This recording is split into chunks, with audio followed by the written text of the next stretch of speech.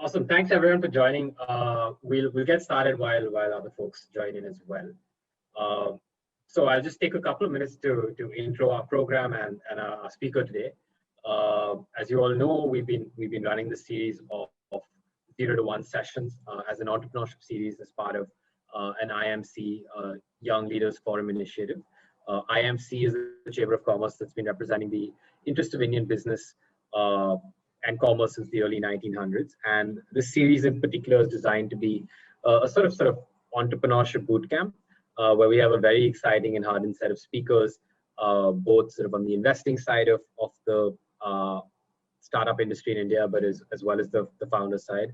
Our previous speakers have been Srivatsa from Solify, Akshay from Bombay Shirt Company, Sandeep from Lightbox Ventures, Siddharth from Farm Easy, etc. And we have these sessions every Friday and Saturday. So thanks for all of you who've been joining, and welcome to all of you who are new here. Today in particular, it's my pleasure to host Harsh. Harsh Shah is the founder of Find, and he's been very successful at what he's done over the last couple of years. So it's super exciting for us to host him and pick his brains. Find is a sort of omni-channel e-commerce play, having both sort of a B2B and a B2S play. So it'll be interesting to understand from Harsh how we went about that. And has previously raised funding from investors such as Google and IFL before joining the Reliance family a couple of years back. Harsh graduated from IIT Bombay and worked as a management consultant before founding Find. So thanks, Harsh, for joining us today. And in particular, Harsh will be speaking to us about product market fit and team building through his journey. So thanks a ton, Harsh. Pleasure to have you here. Thank you, Angad. It's my pleasure to be here. Thanks, Yash, for inviting me for this as well. Looking forward to having a meaningful conversation. Feel free to ask any questions during this talk for sure. Absolutely. So as Harsh mentioned, folks, as you have any questions, please post it in the chat window, and we'll sort of pick it up and raise it with Harsh as the session goes on. So the way we'll do the session is purely a Q&A. So like I said, again, if you have any questions, please do post it in the chat. So Harsh, as I mentioned, we want to chat with you about two things today. One is around sort of product market fit, and then the second bit is around team building. I'll go at the product market fit bit a little bit first, and then we'll get to that, the team building in the back end. And today I want to talk about, we think of product market fit, but there's different types of fit as well. There's founder fit, investor fit. There's so many things. So I'll address all of those things.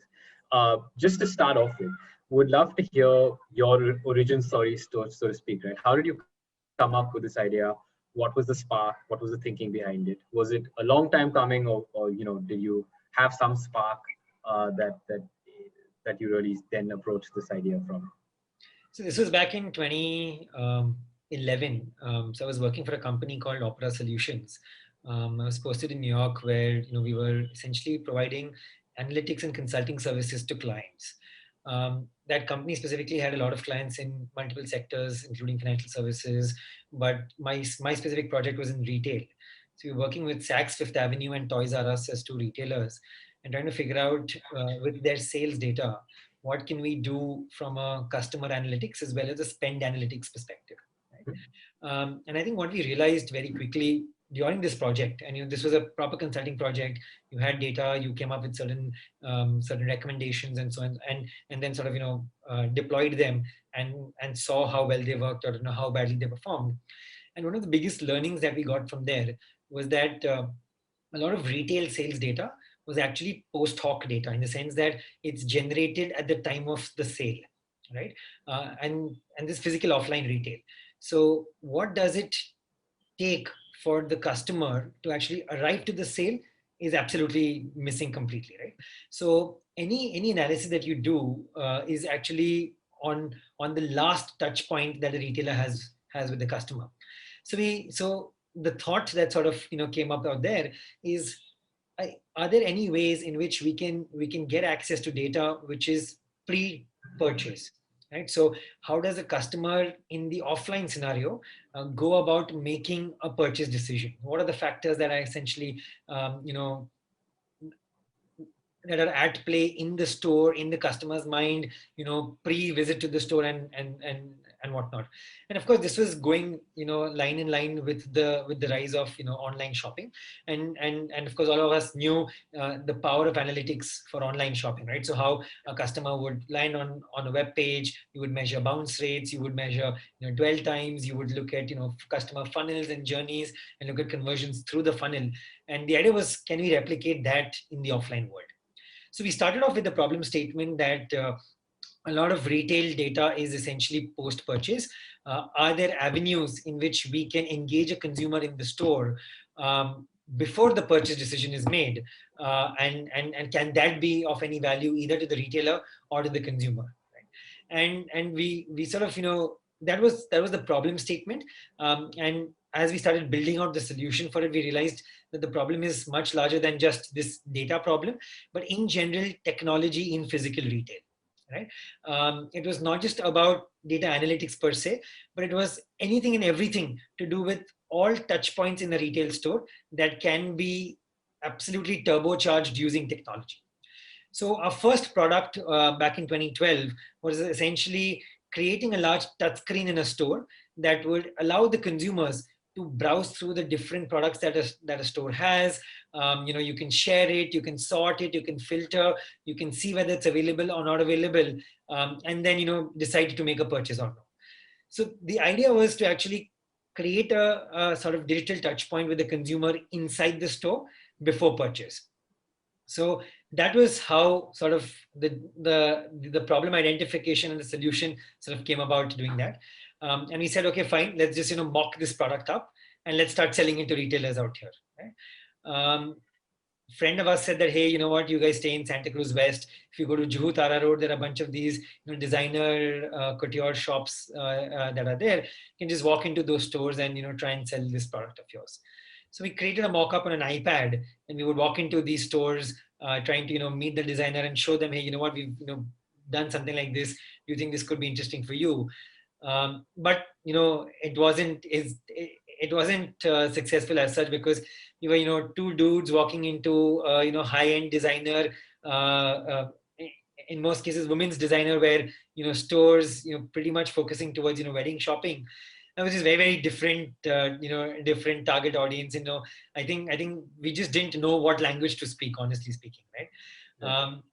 And this is about August in 2012 in Bombay, and one of the days we're out there in the market and it starts raining, and we didn't have a car. We said, you know what, it's still raining, we have an iPad with us, let's just go into one store till the rain sort of passes by, and then we'll sort of go home. So the only sort of store that we could relate to was this big diesel store on Juta Road next to all these designer stores. And we didn't know what sort of diesel stood for. We saw so much of diesel being sold on Fashion Street and Princess Street. We said, "ठीक है, मतलब store होएगा वहाँ पर." And we just walked into that store trying to pass time and trying to behave as though we're a customer looking for jeans and t-shirt. We got the shock of our lives when we figured out the price points that diesel sells at versus the price points that we thought diesel is sold at on Princess Street and on Fashion Street. But we struck a conversation with one of the guys in the store, and he was actually one of the marketing managers of diesel who had come to that store part of his weekly rounds. Okay, so we showed him this product that we had done, and he said, "You know what, this is very interesting. Why don't you meet our head of customer experience?" So the head of customer experience was supposed to come in the next hour itself, because that diesel store actually had a small music studio in the basement where bands could come and jam, and this head of customer experience's band was coming to actually jam that evening. So we said, okay, we're going to stick around. So very, very serendipitous meeting there. And he said, this is interesting, why don't you meet our brand head tomorrow? So we said, okay, fine. So we took our iPads next day to the diesel office, and just again, very, very serendipitously, diesel in India is actually run by Reliance. So we went to the Reliance office back in 2012, and he said, here's what we have. He said, you know what, I like you guys have come up with something interesting, but yaar maza nahi aa raha hai, kuch bada socho. I'll give you 2-3 weeks, or what, take how much of a time you want, 2-3 hafte mein come back to me, but kuch bada dikhao mere ko. He said, okay, theek hai, we'll just sort of, come back. And, at that time it was just Farooq and me. And then we also hunted for, a good designer in Bombay, which turned out to be Shiraman. And, we told Shiram, kya, Diesel ko kuch bada chahiye. So he said, chalo, theek hai, let me just, try my hand in designing something for Diesel. So we designed some mock-up where we said that, rather than just, looking at the catalog of the products, you can mix and match. So you can say, here on this shirt, iske niche, this jeans will look good and vice versa. So we created these sort of, designs on the iPad, and in 2 weeks time went back to Reliance Brands and said, कि यार ये देखो ऐसा है. Again he said, यार अच्छा लग रहा है, but बड़ा नहीं है, मतलब यार कुछ मजा नहीं आ रहा, और कुछ बड़ा सोचो. He said, ठीक है यार, मतलब give us, another week. We go back and we think, यार अभी क्या करेंगे. A week goes by, ज़्यादा कुछ, समझ में नहीं आ रहा कि क्या करना चाहिए. And then we decide, यार मतलब let's just, take him literally, कुछ बड़ा करते हैं. So rather than a touch screen on an iPad, let's just give the design on a large TV. So we said that let's do one thing. Whatever design we have, rather than a A4 sheet paper, let us print it out on an A3 sheet paper and show it to them. So कुछ ऐसा बड़ा दिखाते हैं, and that actually worked. And they say, oh, this is impactful. Do this on a large touch screen. So that is how we sort of got our first sort of client and our first product market fit, by just walking into the door, trying to sort of talk to people, and then someone taking a bet and saying, something is interesting out here, build it for us. And so I'm gonna a lot of interesting things here, but I'm gonna go right back. You said that this actually started when you were on a project in New York. Yes. For Saks Fifth. How did you go about jumping from there is a need here to this sort of serendipitous meeting on Jutara Road that you just spoke about? How long was that journey? Was it very well thought through that you said, okay, I found a need here, let me quit my job, come back to Bombay, think about this? Like, how did that kind of journey happen for you? So, I mean, I always wanted to start up. Back in college also, I was the head of the entrepreneurship cell. I had a startup back in college as well, which I had sold out of, before joining this consulting firm. So I always wanted to start something, right? The reason why I was in that consulting company was because I didn't have the right idea or the right team to start up with. But I was always hunting for, ideas. And Farooq joined this consulting company about 2 years before I did. He was also always wanting to start something. He also had a small startup back in college. So I knew of him from college days as well. So he always wanted to, start something. So throughout our sort of tenure at Opera, we would continue, discussing different ideas. So everything from electronic health records to, traffic optimizers to alumni merchandising and whatnot. So we used to discuss a bunch of ideas, just between the two of us. And this was one idea which sort of struck a chord and said, there could be something out here, right? Yeah. There were actually two ideas that we were working on. We were working on an electronic health records idea, and we were working on this retail tech idea, both simultaneously, while we were working in this consulting company. And we created mock-ups of both the ideas. On the electronic health record side also, we went and spent 3 nights at the ER in a hospital in Delhi to sort of understand that processes. So just both sort of parallelly we were working on 2 ideas, and just a senior said, listen, you have both these ideas mocked up, try just selling one of these, right? And whatever sells, just sort of work on that. So that's how we got pushed into trying to go to Jutara Road.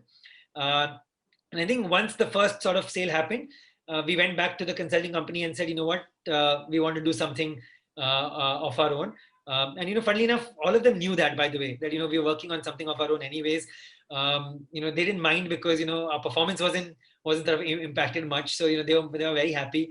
As it turns out, I think 5 out of the consulting company were actually angel investors in our company, right? Okay. So they were very happy. They said, why don't you guys do this? You don't necessarily have to quit your jobs. Anyways, at the first 6-7 months, zyada kuch karne ka nahi hoega full time. So you sort of come and do 25% of your time in the consulting company. Help us out with anything that you can, and you continue getting 25% of your salary also, which will help you also with some amount of cash flows. So I think that sort of worked out very well. I think the moment we went live with one of these products and raised angel capital, we then went back to the company and said we're going to do this now full time. So we always wanted to do something, we tried two different ideas, worked on two different products. One of them sort of stuck in the market, and we sort of, went in through that.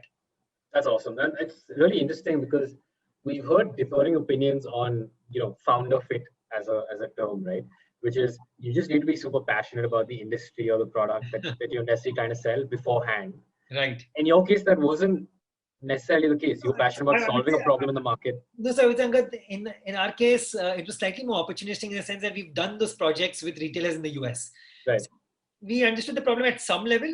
We weren't like super passionate about the space per se, but we just wanted to build something of our own and solve a problem which was relevant and sort of large.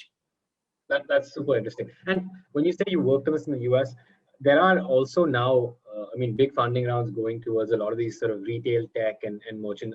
Shopify aside, but Right. but even in-store retail tech, right? Luxury retail tech. With a lot of the things that you just mentioned, where you can come in and you can find Right. and sort, and things that even the merchandisers in store can kind of walk around with iPads. Was that around when you were doing this project? To an extent, yes. I would say to an extent, yes. Probably once a quarter, Saks might have some activation event that they may do, which will have that. But yeah, you had retailers like Neiman Marcus, which had a fairly good sort of technology piece there. You had someone like Tory Burch, which had iPads in the Right. sales representatives and whatnot. So there were a few sort of use cases there, but they were more on the employee engagement side or the sales assistant engagement side, as opposed to the customer engagement side. Did that help you almost think that, look, there is an opportunity that I can take them to India? Was that something you actually studied No, absolutely. in detail? Absolutely, we did. Which is why our first rollout was also on an iPad. It's only after Diesel said "Bada Socho" that we actually went beyond the iPad. But it was definitely, the iPad form factor was definitely something that was a leaf out of either Tory Burch's book or Neiman Marcus's book for sure. And did you, from a startup perspective, did you kind of be inspired by certain ideas that were working in the West, or certain companies that you said, hey, look, they've been able to do this in this market. I want to kind of pick up, mix and match, and see what works in India? So I think there were no such large retail tech companies at that time. So it was not about the fact that, and this is 2011, right? So this whole big funding boom cycle in India hasn't even reached yet. But there's been one wave of sort of e-commerce that has happened with the likes of Flipkart and ShopClues and Snapdeal and stuff. But it was not saying that here's a company who's raised so much money in the US, let me try doing that in India. I don't think it was that. It was the fact that we saw that there were companies in the US solving a problem in a particular way, and we realized that these problems were sort of present with Indian retailers also, and hence it was sort of looking at the problem and taking a leaf out of the problem per se. It wasn't about, hey, here's a company who's done well in the US, let's do this in India. It wasn't that.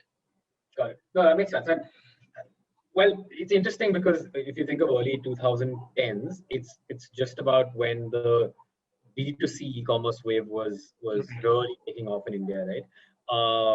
But you went and said, I want to do this, but I want to go to the offline stores. Right. That is slightly contrarian to the kind of thinking that was in the market, at least back then. Did people tell you you're mad, or was in hindsight, I do believe that it was maybe not the most cleverest thing to do, and unfortunately, in our sort of 8-9 year journey, we've always been caught on the wrong side of trends. We were sort of enterprise companies when B2C was sexy. We were B2C company when hyperlocal was sexy. We were hyperlocal company when social was sexy. We were then a B2C company when enterprise was sexy. So we've unfortunately not always been on the right side of trends per se. And in hindsight, it's very important to actually be on the right side of these trends, especially from a capital raising perspective. But I think one thing that sort of helped us throughout the journey was that we were very focused towards identifying what problem of the retailer we want to solve and figuring the right business model or the right revenue model to solve that problem. And because of the fact that we always were very clear that we were solving a real problem at scale, I think we were lucky to find investors to sort of support us through that journey as well. It was always not if you open up a cap table you've never had like a tier one VC funding us, right? And a lot of that has to do with the fact that, we were never really on the trend anytime. Probably right now, or maybe in the last 2 years, we find ourselves on the trend just because of the fact that we do everything now. We do eB2B, and we do B2C, and we do B2B, and we do, platform, and, platform as a service, and software as a service, and everything. So it's only now that we find ourselves in the middle of a trend. But over the last 8 years, we've sort of never found ourselves in the trend. Maybe as founders, yes, you should be part of the trend, because capital raising is just so much more easier that way. So that makes sense. And you've obviously talked about a lot of pivots, and we'll get to each of that. But just going back to your Diesel story. So now we've got Diesel, Right. who's been sold on the Bada idea. Yeah. What happened from there? So Right. you managed to kind of get it into a store, a couple of stores. How did it evolve from there? So like I said, this was about September 2012. It was just Farooq and me at that time. To do this design for the Diesel pitch, we've sort of tapped this person called Shiraman, and we found him on LinkedIn as one of the top rated graphic designers in Bombay. And it was absolutely cold email that I wrote to him, met him, gave him this project. And then Diesel said, we want to do this. So they said, what, we don't want to put in artificial timelines. Whenever you guys are ready, we'll do this, right? And we'll give you our Palladium store as a test store. So I'm going to give you prime property in one of the best malls in the country, one of the highest footfalls in the country, so that, we're going to give you the best chance of success. Right? But whenever you guys are ready with it. So now it's just Farooq and me, and, we've got Shriram to do the design, and we're now figuring out, okay, how do we end up building this out? So we reached out to about 3 juniors of us from IIT, and said that these were developers. We said, why don't you help us build this product, right? Let's do one thing. Today we can afford to give you so much money. If this product works out well, there are 2 ways in which we can do. If we like you, if you like us, if you like working on this, you come join us full time. If that's not the case, if you guys want to do something else, we'll give each of you guys a MacBook Pro at the end of it, right? It was just very, very simple. It was just like that. There was no sort of 1 month, 2 month. These were juniors just out of college, very, very, very, very enthusiastic. And we said, okay, fine, we'll go ahead and do that. We requested a friend of ours to give 5 seats in his office in Chandivali, and we were 5 of us essentially in that office there. So Shriram was pursuing his master's in design. So he would come after his classes would get over. He would come down to the office in Chandivali. Then there's Farooq and me and these 2 other juniors who were just at it, through the day. And you had a developer background as well, or no, I'm not. So I'm not. So I was definitely helping with the customer journeys, with figuring out how the product should be. My background was not tech. Farooq knew some amount of tech, but not enough to actually build a full-blown product per se. So he would know how to architect it, but not to code it himself. So right. these two interns were essentially our sort of tech muscle per se, right? And Shriram was the design guy, and the whole customer experience piece of it. So we would just be at it. I remember this is 2012 October. I think Bala Sahib Thackeray had just expired. So Bombay lockdown. So he said, okay, fine. We'll take our cars, pick up these juniors from their homes, drop us back to their homes. But just be there. Do this per se. And we took about 2-3 months to actually build this system. So we built a large application on a touch screen. We went back to Diesel and said, what, we're ready with it. We would like to deploy it. So they said, okay, fine. 17 December 2012, come and deploy it. And we said, we don't just want to deploy it, but we would like to be, sales associates in your stores also for the next 3 months, so that we are able to understand how are people using it, what are they doing with it. It'll help us get sort of, first-hand information. So for 3 months, which is mid-December to mid-February, all 3 of us, so Farooq, Shriram, and me, were actually sales associates for Diesel in that store. We didn't sell much per se to customers, but our job was to actually get the customers to come and visit this product, use the product, look at how they're using it, speak to them, get their information, get their feedback on it, so that we would go back and help build this better. And parallelly, I had started fundraising as well. So we knew that if Diesel was willing to sort of buy, probably good time to raise a small round of funding to actually create a company and to actually do this properly. So that's what happened. We raised about 1.2 crores, which back then was like amazing. It took us about 2 months to sort of raise a round of funding. Today it probably takes 2 days to raise a round of funding. And we got Sasha Meechandani from K Capital, and we got a bunch of our seniors, both from the consulting company as well as ID Bombay seniors, who put in money and said, you know what, you guys build this out. Awesome. And so what happened with the sort of early customer feedback? So what did you kind of discover? Where do you take the product from there, and how did you kind of deploy that first one? So, I think it was a success in the sense that even though we don't have the same product here yet, but it was a success in sort of three areas, right? I think number one is we got to be involved in seeing how consumers are actually using the product, right, in person. So like every day from whatever 4 p.m. till 10 p.m. we would be on the shop floor in Palladium in Diesel. That was one good thing. The second is it was in the best mall in the country, in the most sort of ground floor. The moment you enter the mall, you've got the Diesel store out there, right? So it was high visibility, and anyone who visited the mall would actually see the Diesel store. More importantly, any other retailer who would walk into the mall would come into Diesel to see, ye matlab kya hai yahan par. So it gave us a lot of visibility amongst retailers as well. And the third piece is that we just figured out that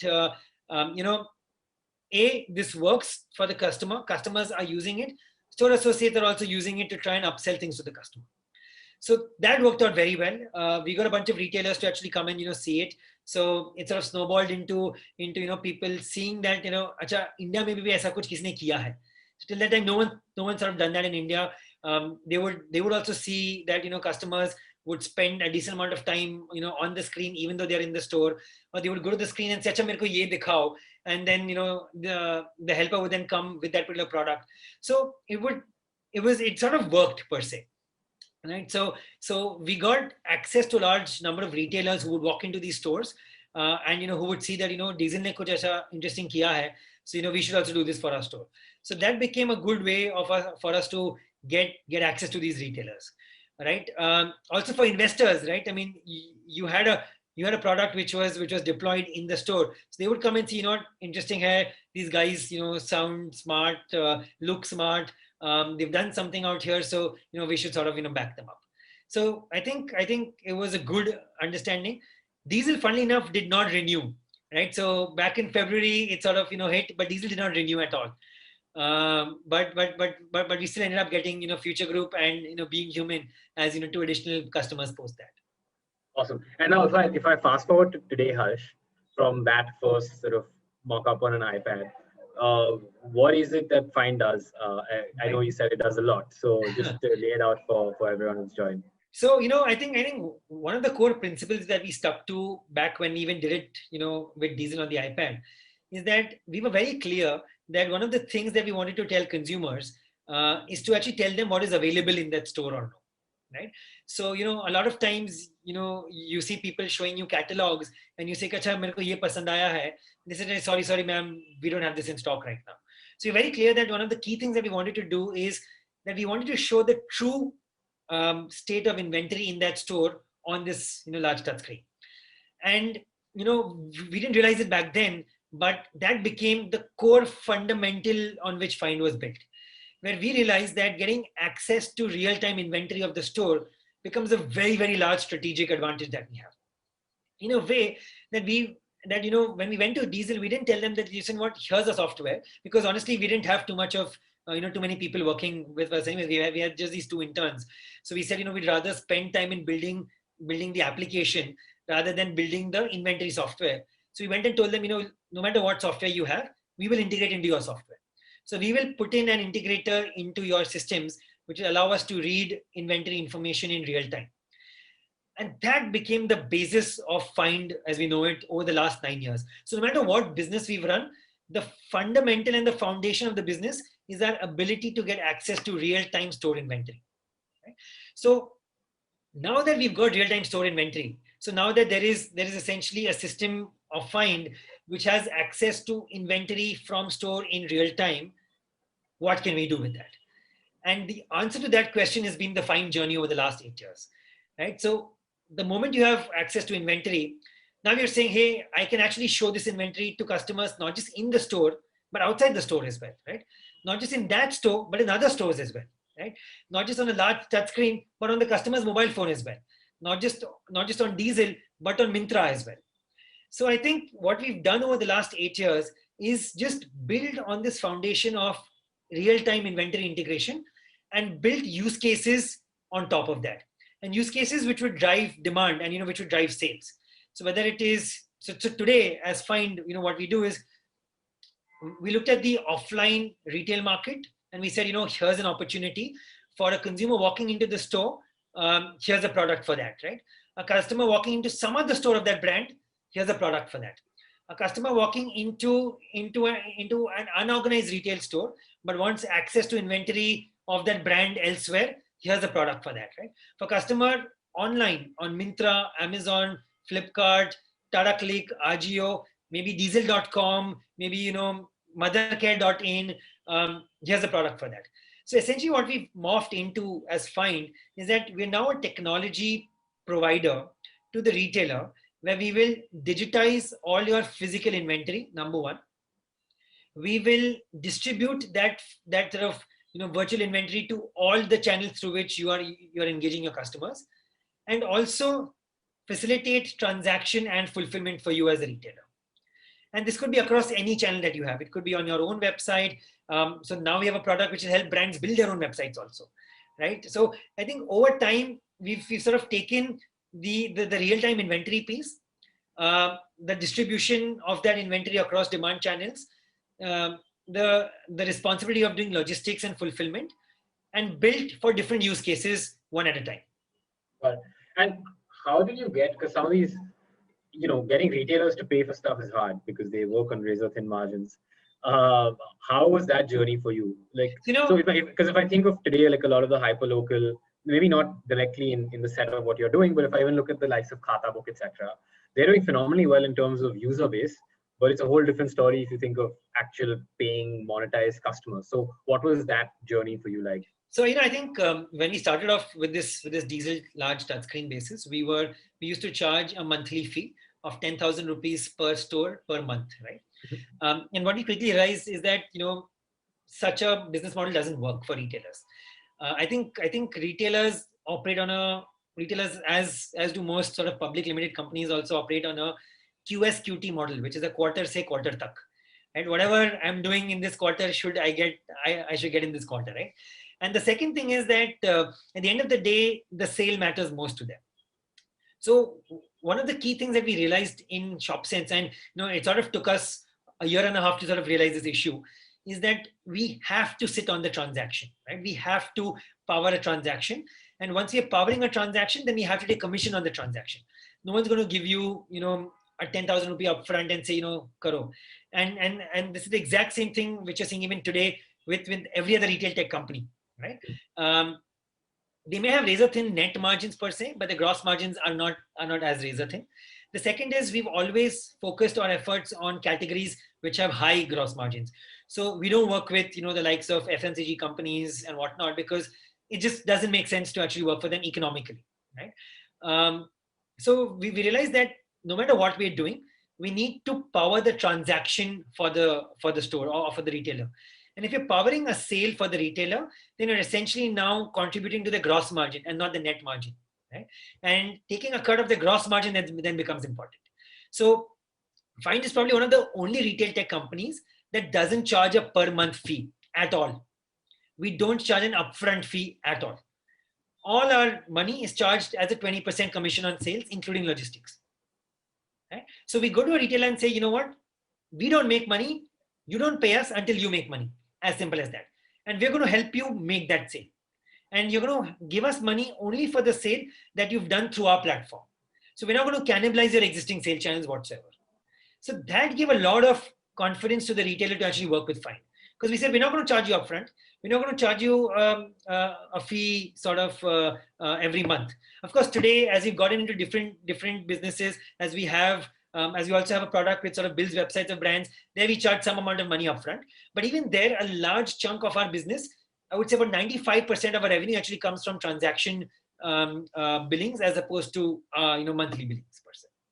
No, that makes a lot of sense. And as you spoke through some of this, it sounded a lot like at least the core values or proposition that Shopify, for example, is going after, digitizing offline retail, so to speak.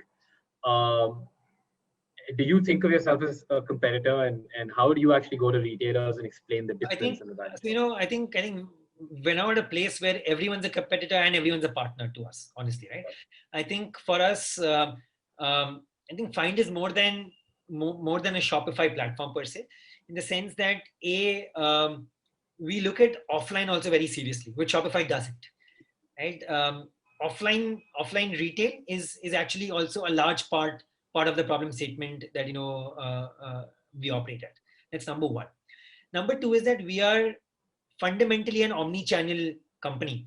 Shopify is more a tool and a platform to help you build your online presence.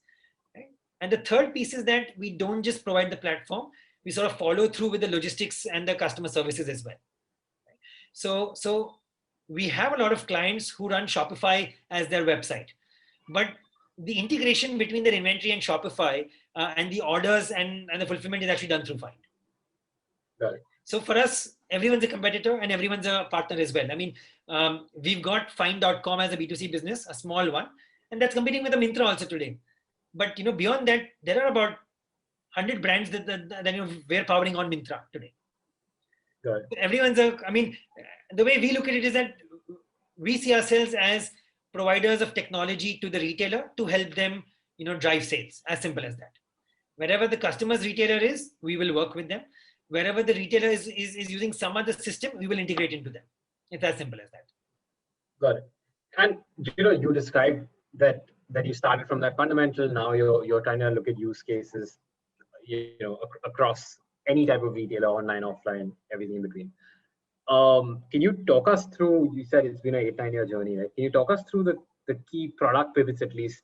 Where you tried new things, maybe some worked, some didn't. You came back to some things. Just all of those a little bit, and you're thinking through that. So I think at the ideation stage, the first product idea was using analytics for customer behavior in the store, which we pivoted into a more sort of large touchscreen customer engagement device. Right. While we were doing that, we pivoted from taking a monthly fee to a sort of transaction-driven fee, and that device became not just a consumer engagement piece, but an endless aisle product also inside the store. Right. And as we started thinking about how do we grow this business, we realized that it's not just the store, but we also want to go outside the store. So we pivoted towards, the Find. I mean, when I say pivot, we sort of, launched Find.com as a B2C business per se. Right? At the time of launching it, it was like a competitor to Myntra, but with the slight twist that we were a hyper local player. Then we sort of shifted our goalposts and said, why are we constraining ourselves just with hyper local? Let's be everything, right? But with the focus that everything that you're buying is coming from the store. Then we said, why only restrict this buying on Find's own channel? Can we also power websites of the brand? So in a sense, the pivot is probably one or two pivots more from a business model perspective. So to go from a monthly fee to a transaction model, and from going and doing just one business to now doing sort of a suite of solutions for them. So I would say those were the sort of two major pivots. And the only reason we made those pivots, so I think the first pivot was made because of the fact that we realized that this revenue model doesn't work in retail, right? We want to get onto the transaction. And the second pivot that we made was because we wanted to actually look at impacting a larger share of the retail technology pie and a larger share of customer spend per se. So those were the sort of two pivots there. And I think today we're sort of looking at ourselves as essentially different products and different business lines built on the foundation of inventory integrations, product listings and fulfillment. And everything that can be done using this as the core is now under our purview. Got it. And a lot of thinking around founders and writing that you read today is pick one thing and do it really, really well. You've picked one foundation and done really well and built lots of lines on that. Right. Do you sometimes think that the focus is split? So you mentioned you have a very small B2C business. There are variations of the B2B business. How do you manage to give all of that the appropriate focus? Have you ever thought of sort of rationalizing that portfolio and maybe focusing on things that you think you do better than others, or you actually think that they all work together much better than if you focus on anyone? So I think we definitely feel that especially on the B2B side, a suite of solutions works better than just one, because the retailer doesn't want to work with 10 different partners for 10 different sales channels of theirs, right? They Right. don't want, okay, one partner will do Myntra, one partner will do Amazon, one partner will do my own store, and so on and so forth. So I think that was very clear that we need to build something which is sort of becomes a single partner to retailers.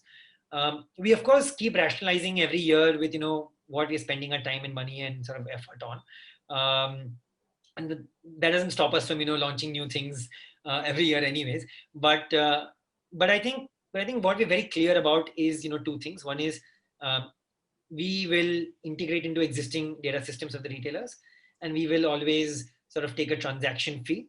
And within the confines of these two, anything else that we can do with respect to technology in retail, we will do. Right. So we may start off it being more a sort of a skunk works teams, which is doing on a small sort of feature, to a full blown dedicated channel or business team for that particular channel. It's difficult to manage it, but once you've got the once you've got the once you've got the infrastructure piece in play.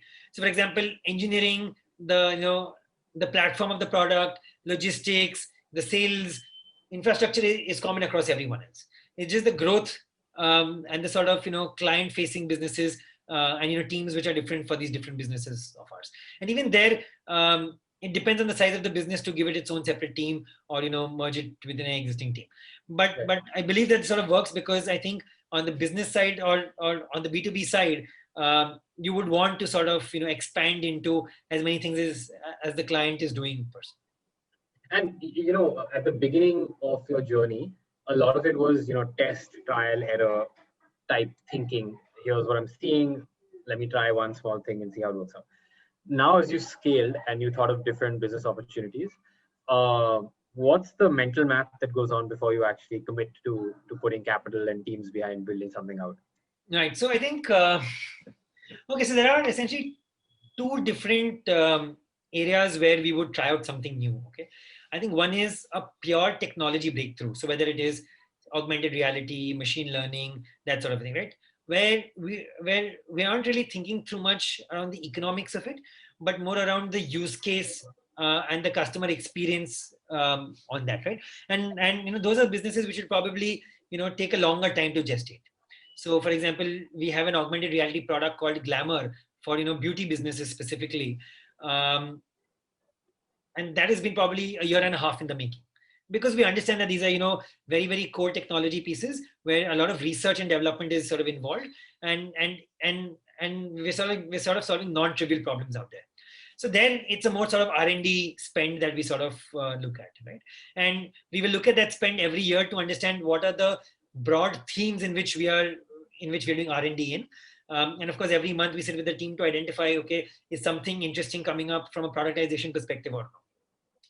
And then there are essentially different businesses, which are essentially different use cases of retailers or customers that we're solving for.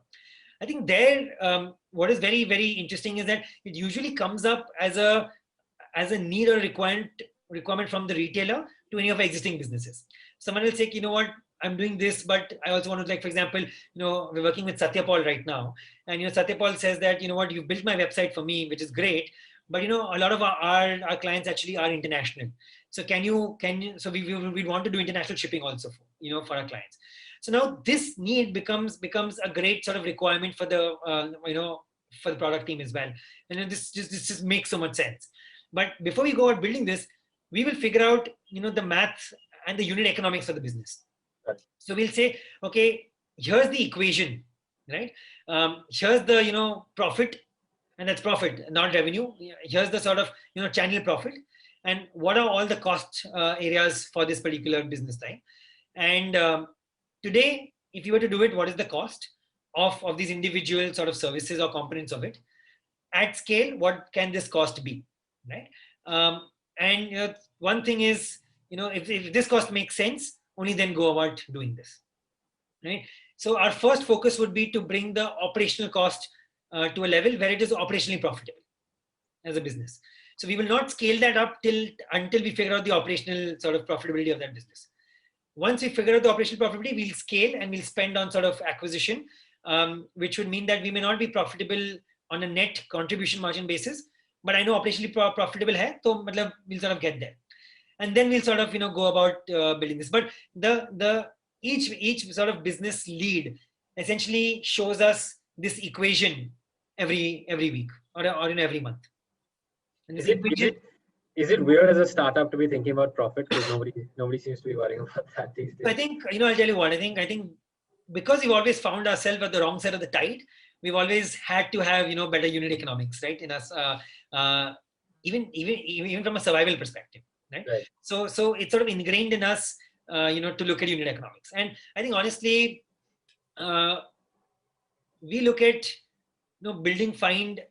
And Yash had actually shared this article with us about 5 years ago about how Coca-Cola takes a 100-year plan, right? And how they actually came up with a structure to verbalize what a 100-year plan for Coca-Cola looked like. So when we sort of went back to our business, we said that, listen, we're not building this for the next 3 years or 5 years. We're not building this to sort of sell this to someone else at a valuation, and which is also true, by the way. Even though today Reliance owns the majority of the company, we've only sold 30% of our share. So we knew that we're in this for the long run. So profitability and especially operational profitability is very important. So even if some other competitor might scale in the short run more than us, we will never be out of the market per se. So we launched Find.com, our B2C business, in 2015. Right? Back then, there were about 20 e-commerce companies on the fashion e-commerce side, which are bigger than us. Right? Today, 15 out of 20 have actually shut down. Right? Yes, Myntra is significantly bigger than Find.com, and Find.com is not a focus area for us, but we know we're able to sort of survive. So the right time, with the right sort of profitability equation, we will invest in that as well. You had the likes of Crafts Villas and Vunix and whatnot that were all there back when we started, but none of them are there right now, right? And it's because either we figured out different product lines for us to make money with, and to figure out that, listen, we're going to make money at the end of the day. So let's play that B2C thought experiment out a little bit further, which is around the fact that a lot of the categories you're in, there's already players there, right? And different categories you're in have different players, but you still find them attractive in some way. Now, when you go to customers, how are you able to explain the value proposition of using a Find versus someone else? And how have you thought about that? So I think our customer is actually the retailer, right? So to them, it's a very simple thing that here's a technology layer which is helping you do sales. Now, to the end customer, honestly, if you ask me, we still haven't figured out why does a Find.com exist again when there's already a Myntra. Right? We haven't figured that out yet, which is why we haven't gone out and spent a lot of money acquiring customers for it. We thought that we had it back when we were doing hyper local and stuff like that, but ever since the cost of customer acquisition there also has never been sort of justifiable. We've stopped spending money. I mean, we spend very little money on that, right? So we only spend money that we make on that. Yeah. So if you ask me, I still don't know, right? But that is 5% of my business today. So yeah. I'm okay with it, running it every month over month. And once we figure out what works, we will amplify it. But with one very clear principle that it's still operationally profitable, right? So we will not lose money on any order operationally. Yes, we might lose money because of the customer acquisition costs that are there, but we will not lose money operationally on any order whatsoever. Right? Even net of discounts. Right? So even post discounts, we're so profitable. Just the channel spend and the marketing media spend, we're not yet profitable there. But post discounts, we're still very much profitable there. At the right stage, we might figure out, or we might realize that this positioning works, but that's not something that we're spending a lot of time and energy on specifically, right? That's 5% of our business today. Right, and you spoke about how you think about evaluating new tech use cases and business lines. Is the thinking very similar when you think about geo expansion, or that's not really a concern, at least within India, given you're a software No, so product? actually we've been dabbling with international for the last 5 years now. Actually, I think ShopSense, this is pre-find when we had the large touchscreens.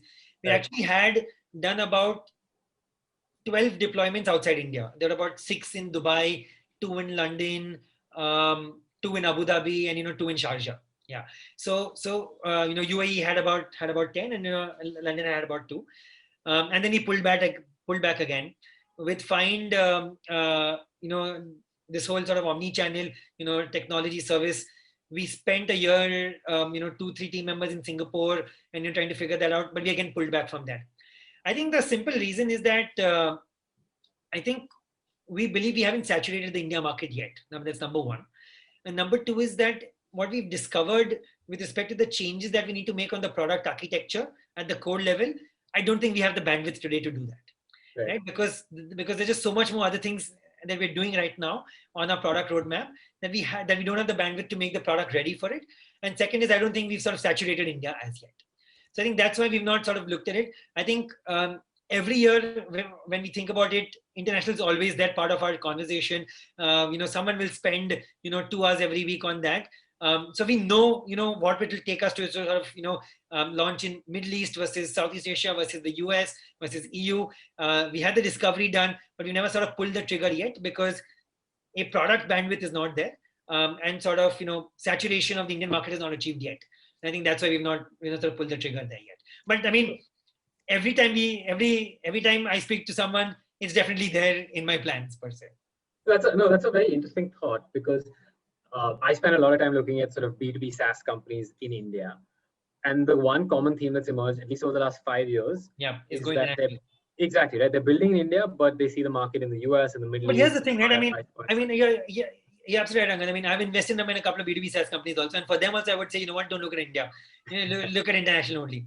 I think the big difference is that Find as a player is actually sitting on the transaction. It's sitting on the retail transaction. As you start looking at the retail transaction and take a cut out of the retail sales, India is not a small market there. If you're charging $10 a month to an enterprise, or $100 a month to an enterprise, then you've sort of constrained your market, and hence you have to go internationally. But we're sitting on a 20% of retail sales. That's our target. That by no means is small. Right. And we believe that with the right sort of technology and with the right modules, we can increase this 20% to 40% also. Right. And so a slightly adjacent topic to this, which is you actually jumped on now omni-channel, phygital, whatever you want to call it. That is really what your core idea was based on, even back in the day, right? That's right. And that's actually the kind of core value proposition across all the business lines that you have going on today.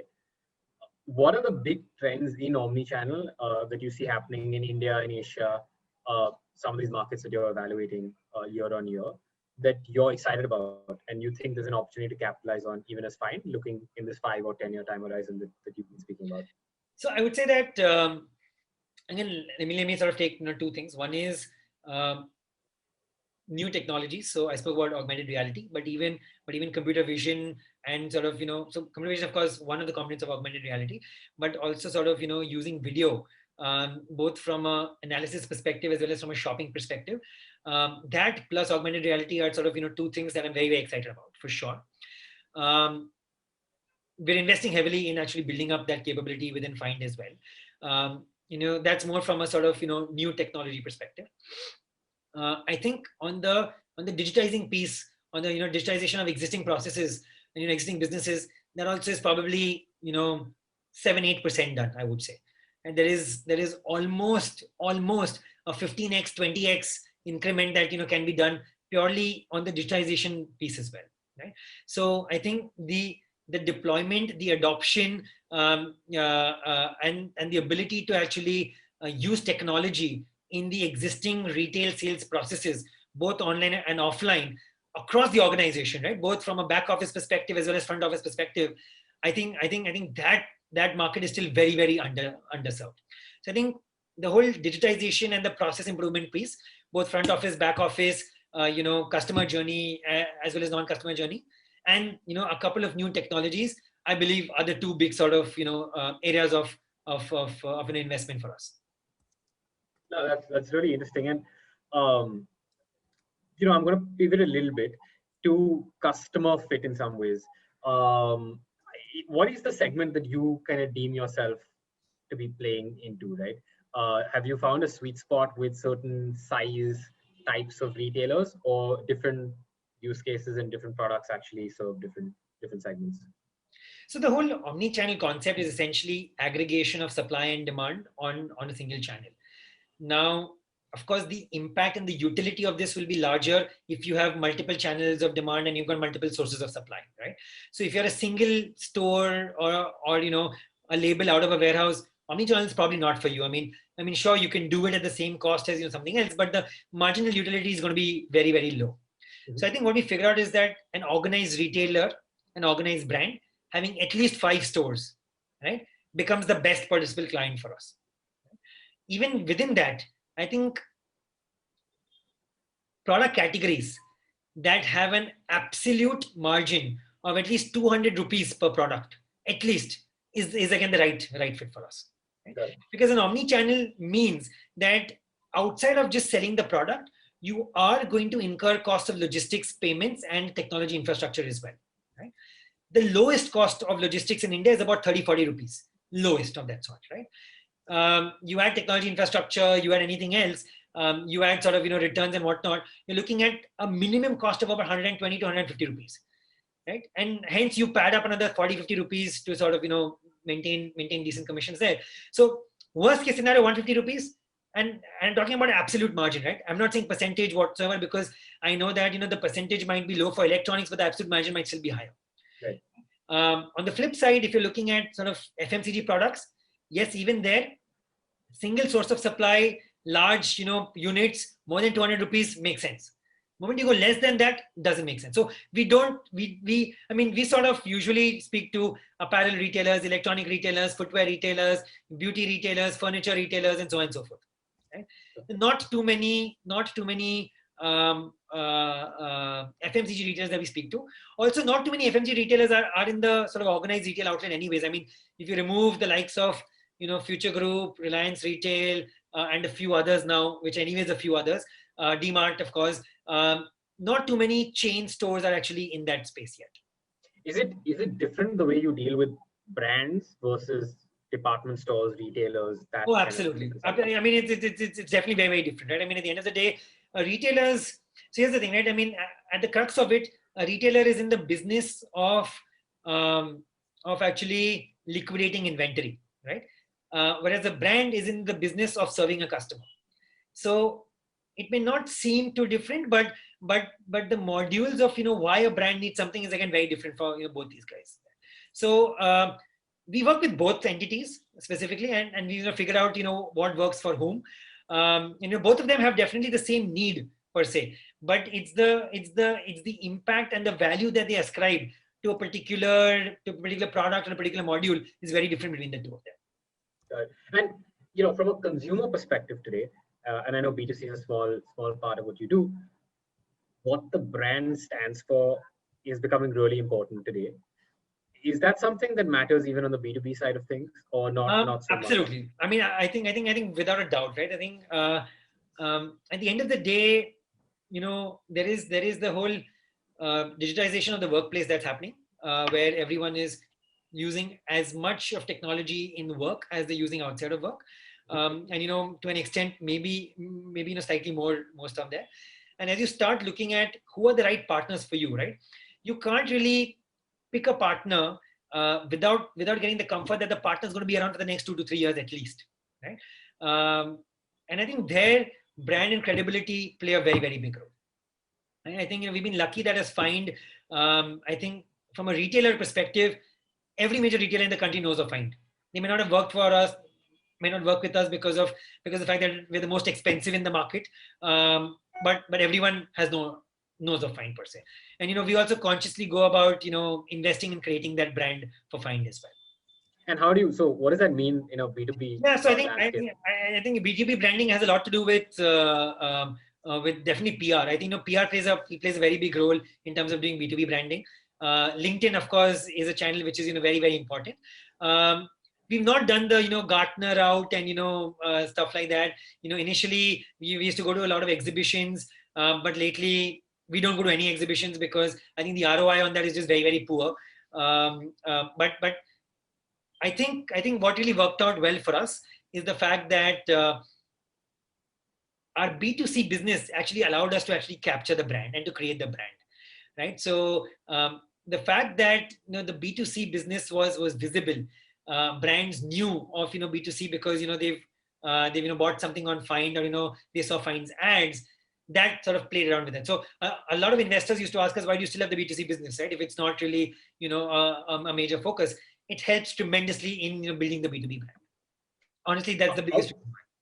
And kind of related to that, how do you?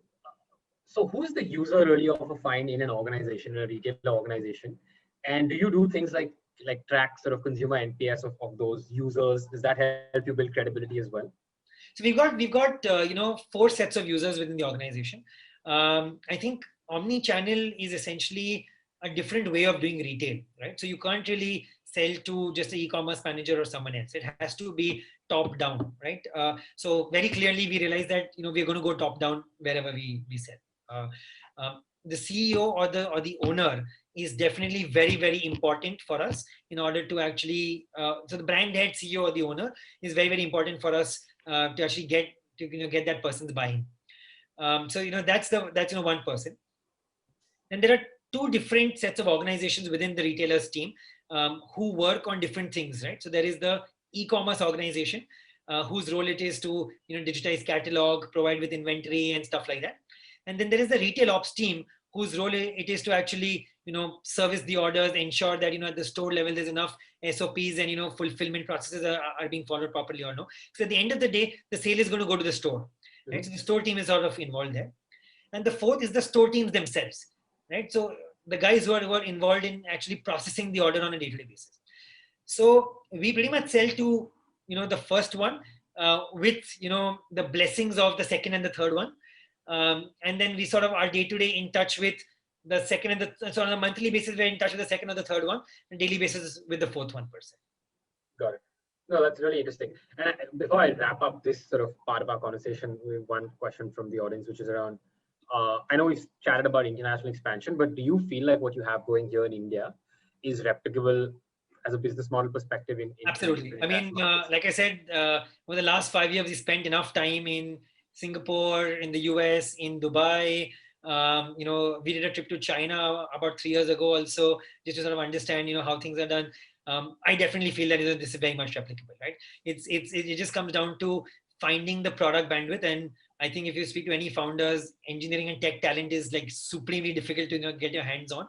Right? Yeah. I think it just sort of depends on finding the right product bandwidth in order to sort of hit that. I mean, as early as 2 months ago, also we were talking to a very large jewelry retailer in the Middle East, and we said that given where we are, they wanted to do a short POC, and we said given the bandwidth required, a POC doesn't work for us. If you're doing a full-blown deployment across everything that we are, it still makes sense for me to sort of put that in, because we're not someone who charges upfront at the end of the day, right? We charge as a percentage of sales. So we said no to that, saying, if you're doing a small POC, we're not interested right now because it's just way too much of deployment effort for us to do a POC.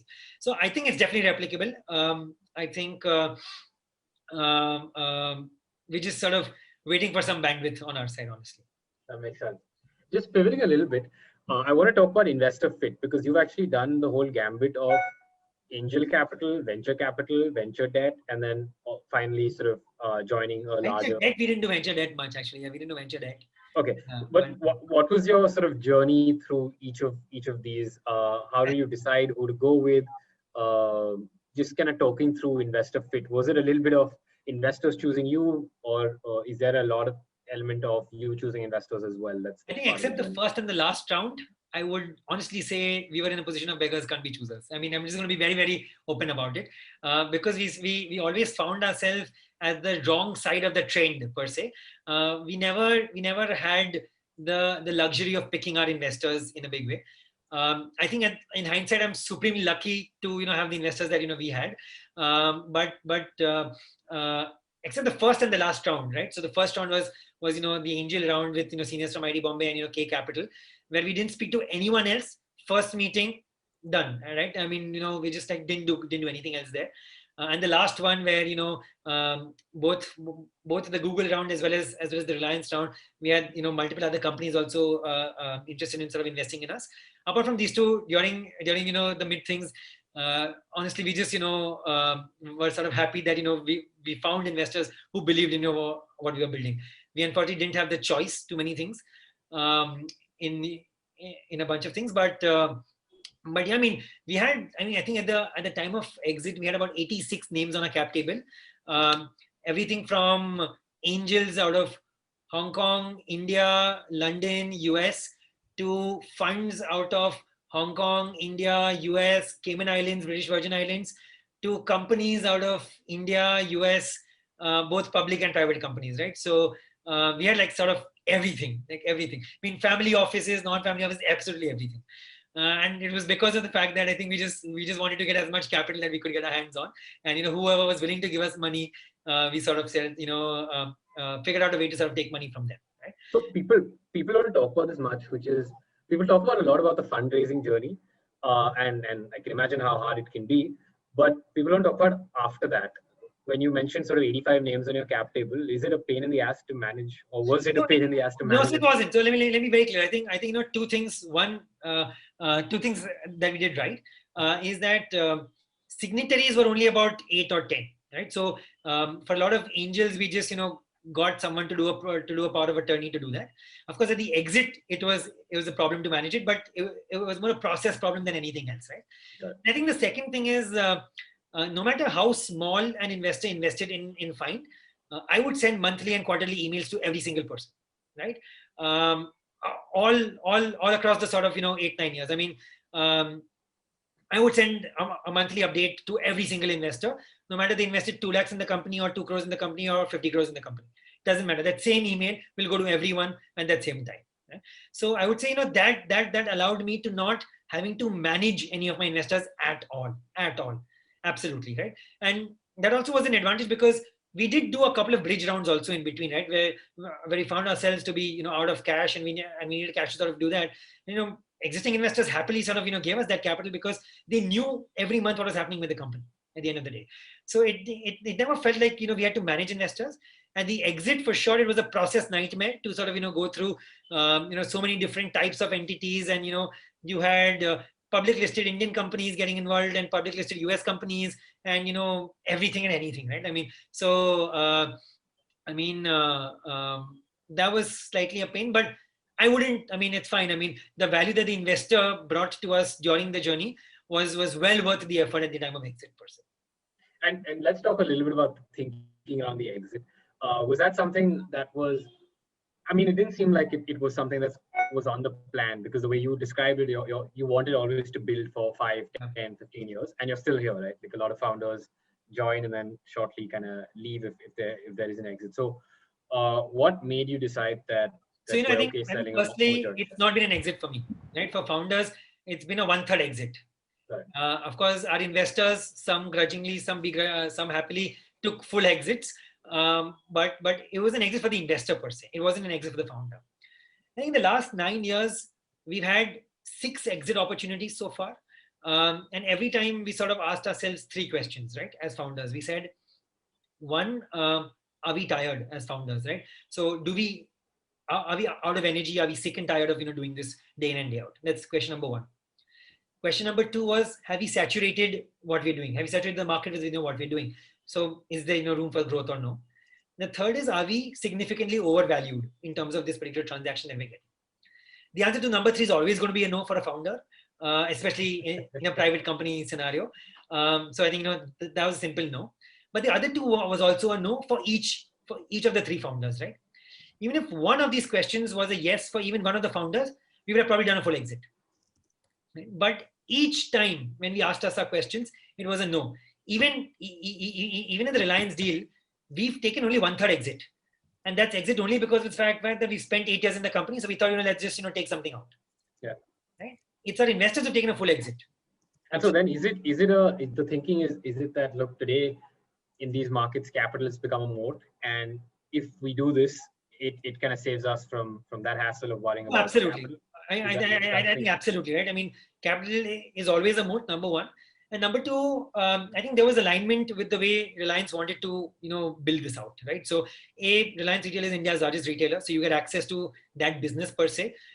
We may not do that business profitably, but because we're now part of the same group and all, but it's still the largest retailer for us to actually be. Number one.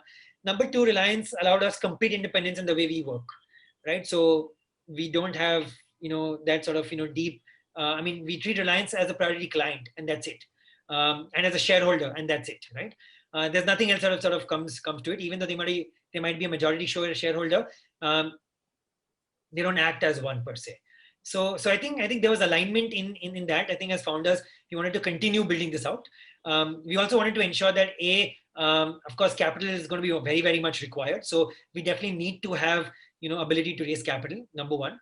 Number two, it's been 7 years since the time we founded it. There've been 86 investors who've sort of put their support and their money into us, and it's a great way to actually give them an exit.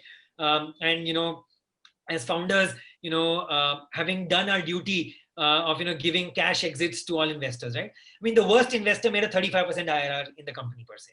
Wow. So we were happy that we gave everyone. Of course, maybe it will become better later, but who knows that. So we are just overall very happy that ways, and we thought it was the right time to actually do this particular transaction. I mean, even before Reliance, we had actually done taken investment from Google as well, right? So right. In some ways, we were already in that on that path. So Google was a minority investment, but all the thought process was still the same, right? You've got a large company coming in, taking a sort of strategic stake in the company, and so on and so forth. So while it was a minority stake, it was still, we still had started down that path, and with Reliance, we were just going down that path further. Makes sense. I'm going to switch topics a little bit to a slightly softer topic around team building, right? I know you touched upon this briefly in the beginning around your sort of first few hires. So I know that it was the design team, design person. Who's now a co-founder? Who's actually a co-founder. Who's now a co-founder. I mean, he was the co-founder within the first 5 months of that. Right. And so there was just 3 of you all, and then there were 2 interns of the tech muscle. How did you actually kind of think through, once you raised that 1.2 crores, what are now my first roles that I want to hire for? What are my first hires, and where I'm going to go find them?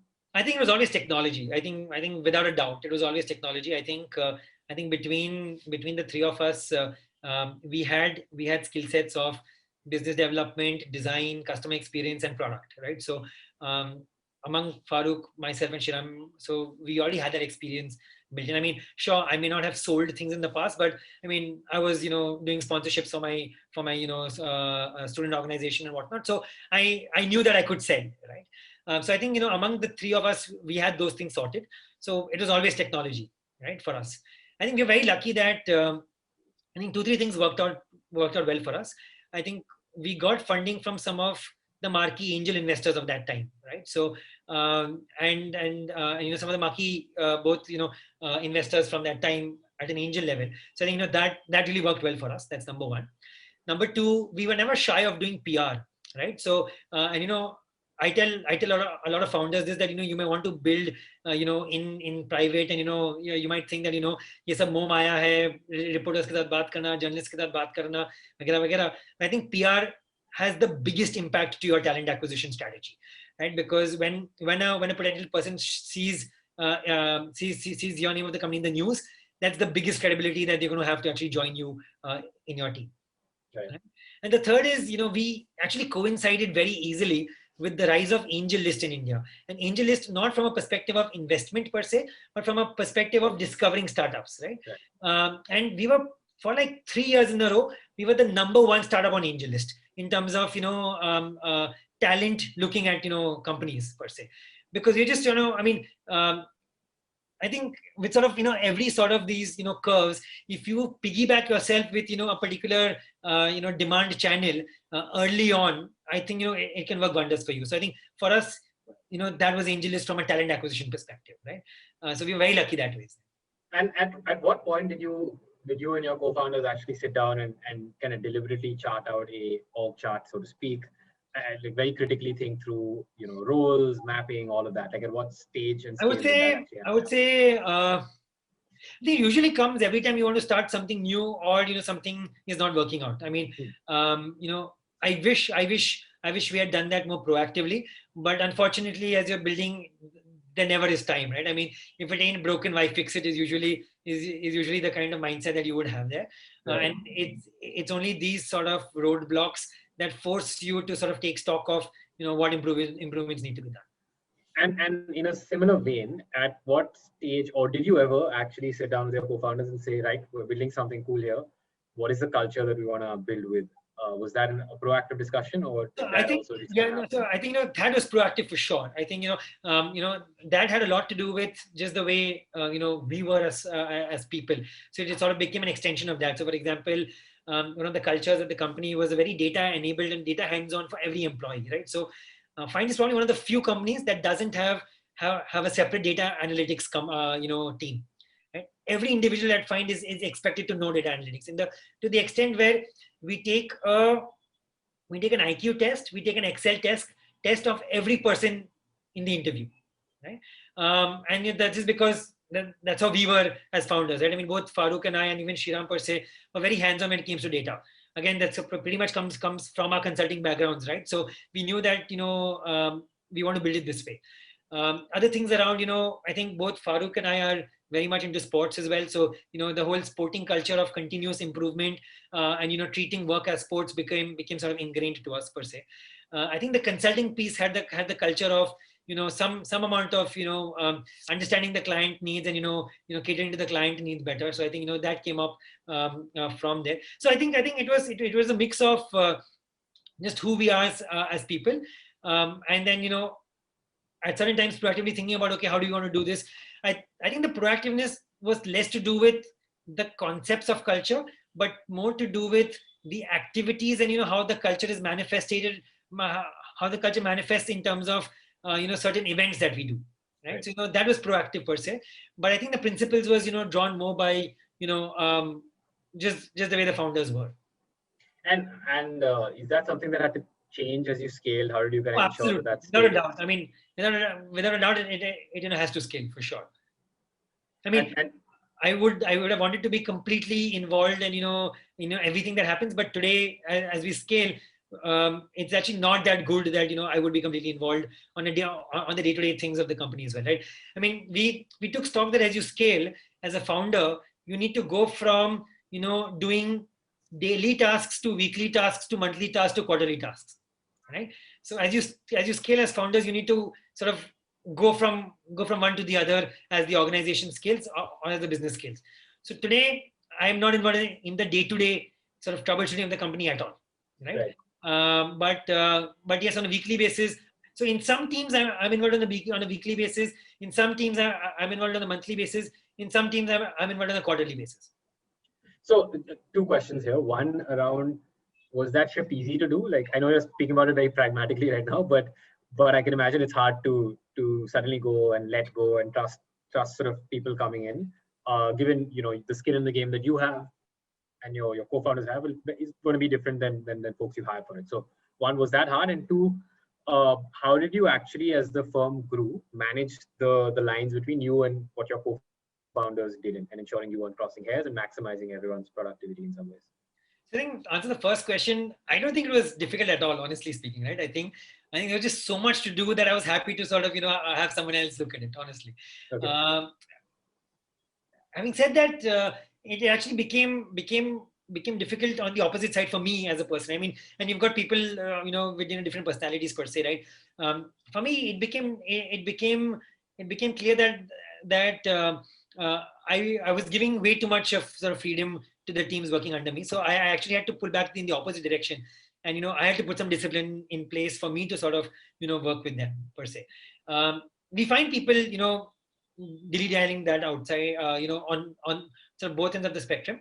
I think we were lucky that I think being part of student organizations back in college, and leading teams back in college allowed me to sort of get that muscle early on itself. But yeah, I mean, it's not uncommon to see people finding it difficult to let go on the day-to-day pieces that are there. Luckily, I didn't have to sort of I mean, I had the opposite problem, honestly speaking. So it was actually slightly different in my case per se. On the second question, I think as the team started getting bigger, it just became too much to be in every meeting and to be in every sort of upward feedback and be in every appraisal conversation. And I think that's where we started drawing lines and boundaries between I mean amongst the co-founders. I think we always knew right from day one what each of our skill sets were, to product and engineering, or business and external relationships, or design and customer experience, and so on and so forth. We sort of added more to each and everyone's plates as the company grew, because as people, we also developed new skills, right? So for example, Shriram, who came up as a designer, developed the skill of accounting. You might think that it's completely different, but actually think of it, both are very much to do with attention to detail. Right? I was actually very, very bad at managing our finance teams. Because I probably didn't have the attention to detail that Shriram had, because he came from a design background. So he took that up in his side as well.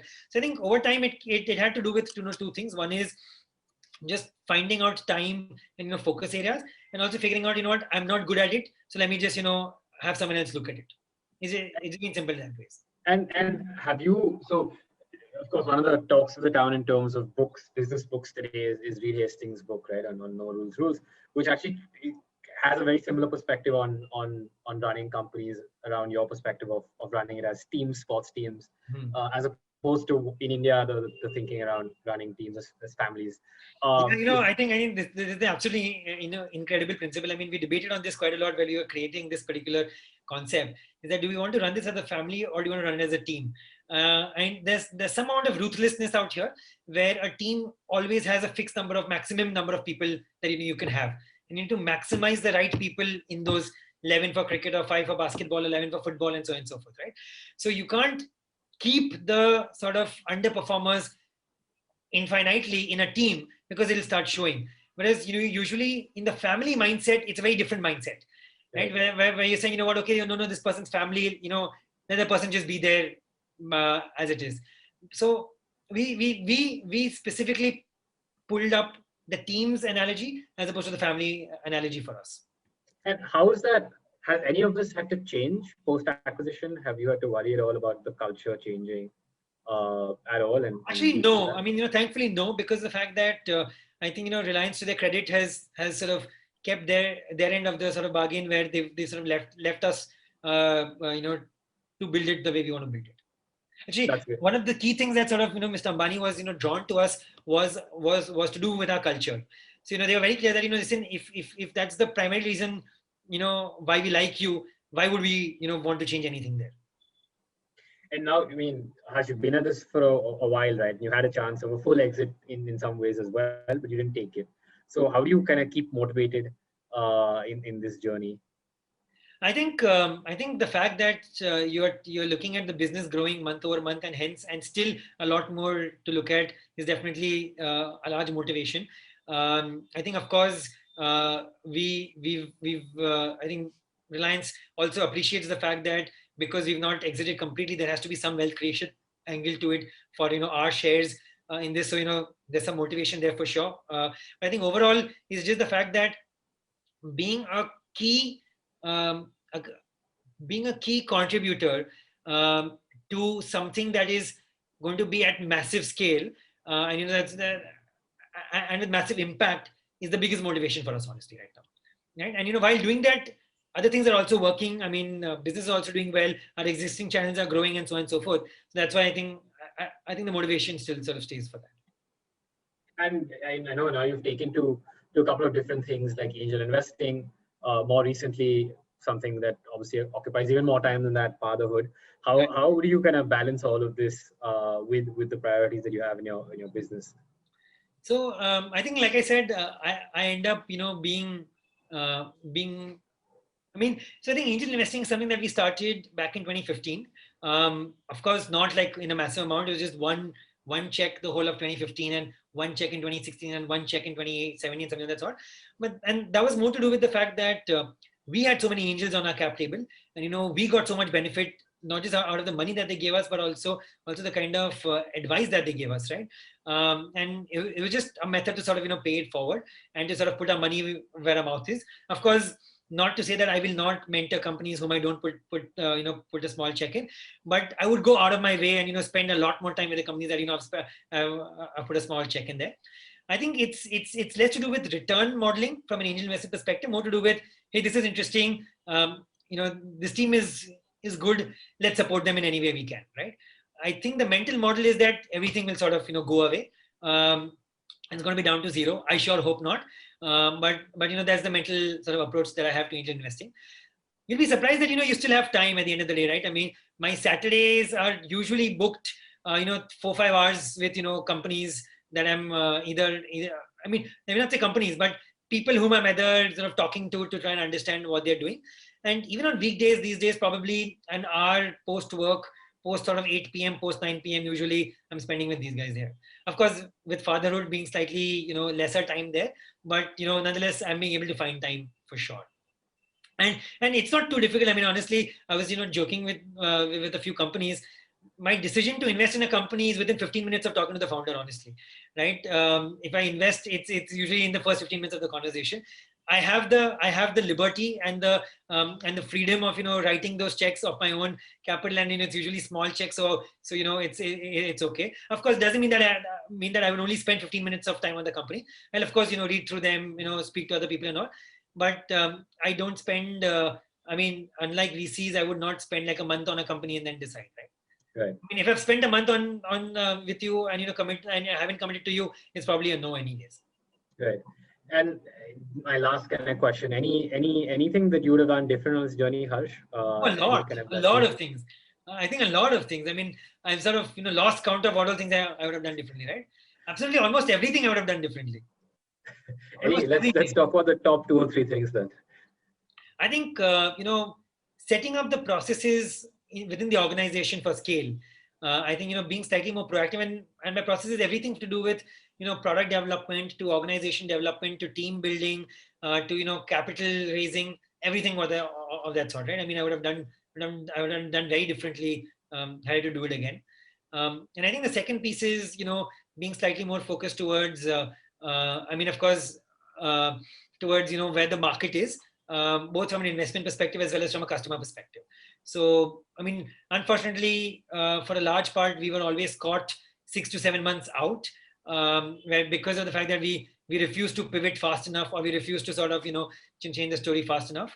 But I mean, these would be my top 2. But I think the biggest one would be organization structuring as well as processing, process development within the company in order to achieve scale. I would say this would be the biggest one. Awesome. Thanks, Harsh. This has been super candid, transparent, and I hope very educational for everyone who joined. Thanks a ton for taking the time out and joining us today. Perfect. Great. All right. Thank you so much, Angad. My pleasure. Happy to sort of help in any way I can. Absolutely. Thanks all. Thanks for joining us today. You. Thanks, Harsh, again. Thank you. Bye-bye. Thank you, Harsh. Bye. Thank you.